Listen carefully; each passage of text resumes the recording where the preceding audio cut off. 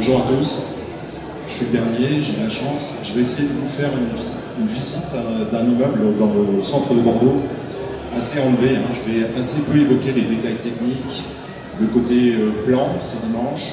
On va se faire plaisir par les images, je l'espère avec vous. On se présente rapidement, l'agence Bold, en fait, c'est l'association de deux architectes, Vincent Geoffroy et moi-même, avec une envie de minimalisme. On a un slogan, c'est moins de forme, plus de sens. Voilà. Donc en fait, je vais vous présenter la création, en fait, la transformation d'un hangar industriel dans le quartier de la Gare à Bordeaux, rue Perronnet. En fait, un hangar, vous verrez d'ailleurs, j'en parlerai tout à l'heure pour l'explication, on aime bien donner des noms à nos projets, ça ramène un peu de poésie dans ce monde ici-bas. Et en gros, l'idée, en fait, c'est une opération immobilière de clients pour qui on avait déjà réalisé une maison, on va dire une maison de vacances, et qui ont souhaité faire un placement immobilier. Toute la famille, en fait, c'est un projet familial, il y a les deux parents et les deux enfants qui sont associés dans cette SCI. Donc le pari, c'est un pari. On est dans le quartier de la Gare. Il parie sur le fait que dans quelques années, le quartier de la Gare, ça sera un endroit où tout le monde aura envie d'aller habiter, un nouveau Chartron. Je pense que quelque part, c'est pas tout à fait faux. En tout cas, il y a encore du foncier disponible à des prix, on va dire, raisonnables. Et vous voyez, en fait, l'immeuble, c'est tout simplement toute cette parcelle qui est entourée de rouge sur l'image. On a en fait je vais me servir du viseur. On a un immeuble sur rue classique à Bordeaux, un immeuble sans grande qualité, vous allez voir l'image, immeuble des années 60. Et puis on a ce grand hangar à l'arrière, avec un petit ergot sur la droite. Donc la programmation, on va s'en libérer tout de suite. L'idée c'était de rénover bien sûr l'immeuble sur rue. Il y avait deux appartements à l'étage, de le transformer le plus possible dans l'idée de loft, on va le voir. Et puis dans ce grand hangar à l'arrière, de créer 3 lofts, en fait, ici. Voilà la façade, vous voyez, sans grande particularité, mais c'est ce qui nous intéressait, avec une entrée ici de rez-de-chaussée qui est devenue un parking. On le verra tout à l'heure, une rampe ici qui permettait d'accéder au grand hangar à l'arrière. Et puis ici, 2 appartements dont on a bénéficié pour le deuxième, pour celui du haut, des combles qu'on a aménagé. On a tout simplement, on ne le voit pas ici sur l'image, mais on voit 2 attaches ici. On donne toujours, au départ du projet, on donne ses caractéristiques techniques, par exemple, rue Blaise Pascal, BP 64, le numéro de la rue. Et puis très vite, en travaillant sur le projet, un titre arrive. Et là, tout simplement, il y avait une enseigne ici, Flandria, c'est un local de réparation auto, et tout de suite le nom de l'immeuble est venu comme ça, immeuble Flandre. Voilà. Donc voilà la rampe, très rapidement. Je ne veux pas trop m'arrêter sur l'existant, enfin c'est quand même assez intéressant de voir l'état initial. Vous verrez l'image tout à l'heure, un hangar classique avec une dalle béton, et des fermes métalliques, un bâtiment assez contraint. Je ne vais pas trop m'arrêter à la technique, j'essaierai d'évoquer au fur et à mesure de la visite. Il a fallu bien évidemment découvrir le bâtiment, parce que c'était de l'amiante, c'était des briques. Donc une phase assez classique, assez banale, mais malgré tout assez coûteuse dans le bâtiment. Donc c'est assez intéressant de vous montrer l'aspect. On est sur un bâtiment qui est vraiment en très très mauvaise qualité, pour une simple et bonne raison, c'est qu'on est sur du mâche-fer, du parpaing vraiment de très mauvaise qualité. On s'est aperçu, lors de la visite, excusez-moi, on s'est aperçu que les potences, toutes les fermes métalliques n'étaient pas fondées au niveau de la dalle béton. Donc en gros, à l'intérieur, je vais peut-être en profiter ici, il a fallu construire en étui, c'est-à-dire qu'il a fallu construire un étui à l'intérieur de ce propre hangar pour pouvoir s'appuyer, parce qu'on ne pouvait pas s'appuyer sur les murs nettoyants. Donc un programme assez technique, assez complexe, mais dont je vous ferai gré aujourd'hui. Donc le programme, là on voit, même si c'est des plans que j'aime pas trop, parce que c'est très vendeur on va dire, mais ça permet de bien comprendre le projet.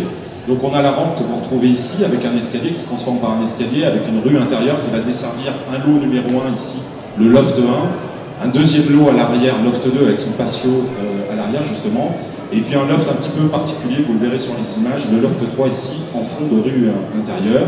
Il y avait une terrasse existante qui a été reprise et qui donne une belle terrasse de plus de 35 mètres carrés à un appartement qui est assez modeste, un T3 de 63 mètres carrés ici. Et puis, à l'étage, alors ça justement c'est une vision axonométrique pour vous montrer le premier étage. Donc on retrouve ce T3 dont je parlais, avec ses grandes ouvertures sur la terrasse. L'idée c'était de créer un patio pour chaque loft, hein, bien évidemment, un espace intérieur intime. On a le loft 1 ici, qui développe son salon, le salon à l'arrière qui donne sur un patio terrasse qui est vraiment compris en arrière de parcelle, et puis une rupture de la rue intérieure ici, qui se transforme en patio pour le loft numéro 3, qui bénéficie lui d'une couverture monopente. Et puis bien sûr la complexité c'était de créer de l'étage, parce qu'on avait une hauteur sous plafond qui n'était pas énorme, qui était de 5,70 m. Donc malgré tout avec un plancher chauffant béton ciré ici, permettait de remonter, qui est obligé de remonter pardon, le plancher. Donc on a travaillé un petit peu comme des orfèvres. De toute manière, avec toutes les entreprises sur ce projet, c'était vraiment un travail qui s'est fait au fur et à mesure, un travail d'orfèvre. Nous, à l'atelier, on aime bien ça, on aime bien laisser assez libre cours à l'improvisation sur le chantier. Et ça nous donne souvent des résultats assez intéressants. Ceci étant dit, on va voir les images. Donc là, ici, on est quelques images du T3 hein, qui donne sur le petit patio. Donc on est dans l'immeuble existant sur rue. Voilà, bon, rien d'extraordinaire, si ce n'est une séparation, on va dire, classique des espaces de vie qui donnent forcément sur la terrasse. C'est un petit appartement, mais il a une grande terrasse. Et puis les espaces de vie qui sont logés côté rue, avec un système de sas qui permet de double sas, un petit peu avec une porte coulissante ici et d'autres portes avec la salle de bain, qui permettent de bien isoler les deux chambres. Voilà, la salle de bain qui donne sur la rue avec un vitrage sablé. Et puis là-haut, on est dans l'immeuble dans l'appartement du R+2 de l'immeuble sur rue. Et là, il y a quelque chose qui est assez génial, c'est qu'on pensait en fait qu'on avait un ordi au niveau du plancher haut, et en fait on s'est aperçu que c'était pas du tout un ordi, c'était très léger, et donc très vite on a voulu bénéficier de la surhauteur, et on est venu toujours travailler en conservant les salons côté jardin, on va dire, et puis bénéficier de cette surhauteur avec des volumes hein, qui viennent un petit peu s'encastrer dans la charpente en bois qu'on voit ici, et qui viennent nous donner 3 chambres. Alors on va dire un bureau à l'étage ici, et puis 2 chambres, une avec un surplomb ici, et puis une autre derrière. Et en fait c'est assez intéressant parce que on rentre c'est un appartement qui sert à la colocation, et chacun, lorsqu'il rentre dans son espace, a une partie, on va dire, en rez-de-chaussée, une partie en duplex, avec son nichoir, sa chambre, il y aura quelques images.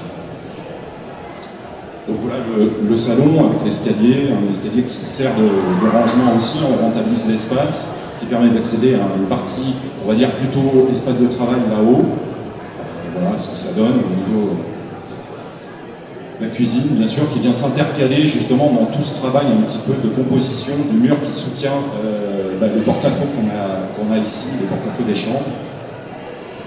Toujours avec un système de sas hein, pour séparer les espaces de jour et les espaces de nuit, c'est très appréciable. Une salle de bain qui est assez similaire à celle du bas. Ça c'est la seule chambre qu'il y a, on va dire, au niveau principal. Et puis les 2 autres chambres bénéficient voilà, de petits nichoirs, de petits escaliers qui servent un petit peu de modèle nature. Et on voit les mezzanines, la partie chambre là-haut. Je crois que je donne un exemple voilà, de la chambre qui est assez confortable, qui est réduite juste à l'expression du lit en fait à l'intérieur. Donc là on retrouve, en fait c'est un projet qui est en cours d'achèvement. Hein. Là on est en train justement de planter en ce moment la végétation du faux jasmin pour reprendre, et ça sera terminé je pense d'ici une semaine. Donc là on voit justement ce qui est devenu la rampe qui permet d'accéder au hangar à l'arrière, cette rue intérieure sur lequel on est venu greffer un escalier, et puis on est venu greffer une ossature bois. Alors c'était un chantier assez intéressant parce qu'on avait les deux corps de métier de charpente. On avait la charpente métallique pour étayer, pour créer cet étui à l'intérieur, on en verra quelques exemples tout à l'heure, et puis tous les murs séparatifs sont réalisés en ossature bois avec un bardage en douglas sans couvre-joint. Je ne suis pas de la région, donc quand je suis arrivé ici, c'est vrai que j'aime pas les couvre-joints, voilà. C'est très joli, mais c'est aussi jolissant, et c'est surtout moins coûteux. et on voit le noir du parapluie derrière qui file finalement. Pardon, excusez-moi. Donc voilà une vue un petit peu quand on arrive au haut de l'ancien hangar. On voit que la rue intérieure, on a bien sûr conservé toutes les fermes. En gros, sur ce projet, on est parti de la loi de l'emmerdement maximum. C'est-à-dire qu'en fait, comme on ne pouvait rien toucher, comme tout était très fragile, on est venu se nicher à l'intérieur de l'existant. On n'a aucunement désolidarisé les charpentes. On verra, ça donne une complexité à l'intérieur des appartements qui sont malgré tout assez intéressantes. Donc, je vous propose de rentrer, de pénétrer dans les appartements. Là, on voit quelques images de la rue intérieure de ce bardage sans couvre-joint dont je parlais en Douglas. C'est des lames qui en opus incertum, qui ont des largeurs différentes. Ce qui était assez intéressant, c'est pareil, ça c'est des petites anecdotes de chantier que j'aime beaucoup. On s'est créé un modèle avec le charpentier, avec des combinaisons de planches, il y en avait 7. Et puis on a fait A, B, D, C, enfin voilà, on a fait une combinaison et ça donnait, après le charpentier, lui, c'est son travail, il improvise lui aussi. Je trouve ça assez intéressant sur les chantiers que les entreprises aussi participent à l'improvisation. Voilà, quelques images, on voit. Alors ça on le verra peut-être pas sur les images, on le voit ici très légèrement. En fait, je pensais qu'on n'aurait pas les moyens de s'offrir une toiture en zinc. Donc on était parti plutôt sur du bardage, enfin sur du panneau sandwich, du bac acier, assez classique, qui donne un petit peu l'impression que c'est du zinc, c'est beaucoup moins coûteux. Mais finalement, comme ces panneaux sandwich sont assez longs, le fait de les passer par-dessus la toiture qui existe ici, la toiture de l'immeuble existant, on s'est aperçu que ce serait moins cher de le faire en zinc directement, progressivement sur la toiture. Donc tant mieux, c'est encore plus joli, même si je n'aurai pas d'image de la couverture zinc à vous montrer. Donc là, on accède dans le loft numéro 1. Je vais peut-être donner cette vision d'ambiance. Donc on a bien sûr le patio. Chaque appartement a un patio de 15 à 20 mètres carrés, on va dire, avec une intimisation qui est assez, où on prolonge le bardage et justement on profite du fait de ne pas avoir de couvre-joint pour laisser, en gros il y a une zone intime, on va dire, jusqu'à 1m20, et puis là on voit à travers, donc ça apporte un petit peu de lumière. Donc on a réservé un espace pour une terrasse, bien évidemment. On est venu créer des murs rideaux, des murs vitrés totalement. On a au sol un béton ciré, un béton chauffant, un sol chauffant, donc gaz, béton ciré, et puis on pourrait dire aussi, voilà, donc c'est l'idée de profiter de la double hauteur ici. Nous, on aime assez peu le placo à l'atelier, on essaie de faire le plus possible de murs, soit par exemple dans les lofts, dans l'existant, on essaie de conserver les murs même dans le piètre état dans lequel ils sont, parce qu'ils ont toujours des choses à nous dire. Et là, l'idée, c'était de construire avec, encore une fois, des matériaux locaux, rien de très original, mais du bâti peint, du contreplaqué peint qu'on voit partout. Voilà ce que ça donne. On joue. Voilà, ça c'est aussi l'improvisation de chantier, c'est-à-dire qu'on sert des solives, on balance des barrettes de LED, et puis tout d'un coup ça fait des éclairages assez sympathiques. Voilà ce que ça donne depuis le patio. Pareil, on a une salle de bain ici où on voit le tuyau, parce que d'habitude on cache toujours ça, et on a été bien sûr en fonction des clients plus censé cacher qu'on ne le voulait au départ, mais nous on aime bien laisser apparent un petit peu tous les tuyaux, toutes ces choses-là, parce qu'ils ont de la poésie à livrer aussi sur les chantiers. En gros, le programme, voilà encore une vision du patio, le programme pour chaque loft, en fait, c'est une suite parentale sur 2 niveaux, un grand salon qui ouvre bien sûr sur le patio et qui se prolonge par une cuisine, et puis on dissimule derrière des portes, le jeu de portes comme on voit ici au fond, tout un tas une salle de bain. Il y a toujours une salle de bain. Les salles de bain sont au rez-de-chaussée, ça c'est encore des contraintes qu'on a eues au niveau de la surélévation. Il y avait l'impossibilité de mettre des douches, des salles de bain à l'étage. On ne pouvait pas créer de lien entre cette chambre haute que l'on voit ici et les 2 autres chambres ici, parce qu'il fallait franchir ces fers, mais c'était impossible. Si on les désolidarisait, on mettait en péril le bâtiment. Donc en gros, ça a obligé en fait à avoir dans chaque appartement 2 escaliers. On a vraiment l'intimisation d'une suite parentale qui a son propre escalier. Pardon, excusez-moi. Je crois que j'ai raté une photo, non?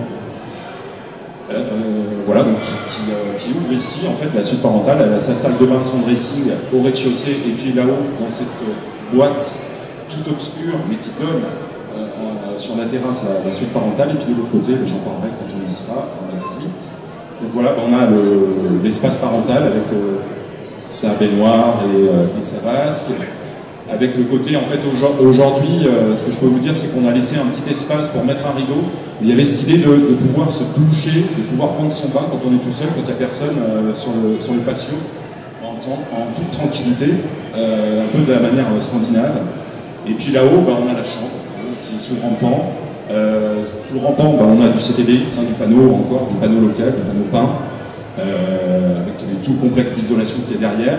Et ce qu'on voit ici, c'est que dans les chambres, il y a les croisillons qui traversent. Ça a été la contrainte, quand je parlais tout à l'heure de loi de l'emmerdement au maximum. C'est-à-dire que on est parti du principe qu'on concertait tout. Et comme ça, une fois qu'on est parti de ce principe qui était dur, parce qu'il fallait tout caser le programme à l'intérieur, et finalement, ça nous a soulagé, ça a permis de justement travailler avec tous les éléments existants. Voilà ce que ça donne à l'intérieur. Et puis, on a un escalier caché qui est obligé de monter une première volée, et on a deux volets, une volée qui donne sur chaque chambre, parce que on le verra peut-être sur une photo, on a une poutre centrale qui donne juste dans l'espace. Donc c'est comme ça qu'on a travaillé, dans la contrainte, mais c'est ce qui était assez intéressant sur ce projet. Donc là, l'escalier dissimulé donne en fait sur les deux chambres enfants à l'étage, sous rampant. On a profité justement des endroits inférieurs à 1,80 m pour créer tout ce qui est nécessaire en rangement. Cette petite talanquère, ce petit espace, au début on avait prévu de tout fermer, puis on s'est dit, juste avant de construire le meuble, que ce serait plus intéressant de le conserver en talanquère justement, en console. Voilà, c'est des petites... Là on voit justement la complexité de l'escalier avec la poutre qui traverse, vous le voyez, sur la chambre. Dans la chambre, il y a cette poutre qui est existante, donc forcément la fenêtre ouvre vers l'extérieur, il y a des fenêtres. On s'est amusé à conserver des poutres à l'intérieur, des poutres à l'extérieur, on a fait tout un travail comme ça qui était assez intéressant. On joue bien sûr ici du mobilier coulissant, des portes coulissantes, parce qu'on ne peut pas les ouvrir parce qu'il y a le croisillon qui est ici. Mais on vient jouer, on vient s'intercaler dans l'existant. Ça a été ça un petit peu la passion qu'on a eue sur ce projet, c'est vraiment de s'intercaler dans ce qui existe. Le loft 2 qui donne sur, d'aller plus vite, sur le fond de parcelle. Voilà, on se retourne, on a toujours une chambre qui donne en second jour, mais qui donne avec une ouverture sur le salon qui bénéficie bien sûr de Velux.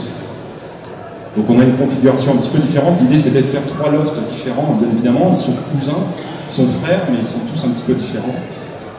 Donc là on a le loft qui bénéficie du plus grand patio en fait, et celui-là il fait 27 mètres carrés. Voilà, donc bon, bien sûr c'est en cours de livraison, donc c'est pas meublé encore. Voilà ce que ça donne, la continuité bien sûr avec la terrasse. Là il y a une complexité particulière parce qu'on a été en fond de parcelle, donc avec la proue, on voit il y a beaucoup de poutres, ça a été un travail, là je peux en parler peut-être, il y a eu un travail au niveau du charpentier métallique qui a été obligé de dessouder ces IPN et de les ressouder ensuite sur place. Enfin, ça a été un travail assez méticuleux. On a justement une suite parentale là qui est interversée parce qu'on a une douche pour la suite parentale. L'escalier, comme je le disais, les poutres traversent, qu'à cela ne tienne, on crée du rangement derrière. C'est assez sympa de pouvoir passer à travers la poutre et d'avoir du rangement dans l'idée d'optimiser l'existant au plus possible. Voilà, ça c'est une chambre enfant qui bénéficie d'une ouverture sur la rue intérieure, une autre chambre derrière. Là on passe au loft 3, celui qui est dans l'ergot, qui est un petit peu différent parce que lui il a une toiture monopente. Voilà. Et c'est le plus, on va dire, on a rajouté énormément d'ouvertures zénithales parce que c'était plus obscur, il est plutôt, on va dire, en façade nord. Et donc avec un salon, lui, un petit peu différent, longiligne, pardon. Alors lui, il est en cours, il va être habité là, il doit être habité aujourd'hui, alors, parce que les gens déménageaient aujourd'hui, donc vous voyez, c'est tout frais. Donc, écoutez, je n'ai pas grand chose de plus à rajouter, si ce n'est qu'on retrouve bien évidemment la déclinaison des mêmes matériaux. Là, on a le patio, qui est le plus petit patio, celui-là, il fait 15 mètres carrés, il est tout en longueur. Il y a quelque chose d'assez génial qu'on ne voit pas trop sur la photo, c'est bien sûr quand le soleil donne tous les jeux d'ombre qui se rapporte sur le bardage en glace. Voilà ce que ça donne à l'intérieur, la cuisine. Là, on a la suite parentale avec un grand dressing salle de bain, avec la chambre à l'étage, et puis les 2 autres chambres sur rampant, avec ce jeu de verrière qui donne un second jour, ce qui fait que les chambres à l'étage sont très très lumineuses. Voilà. En quelque sorte, merci beaucoup.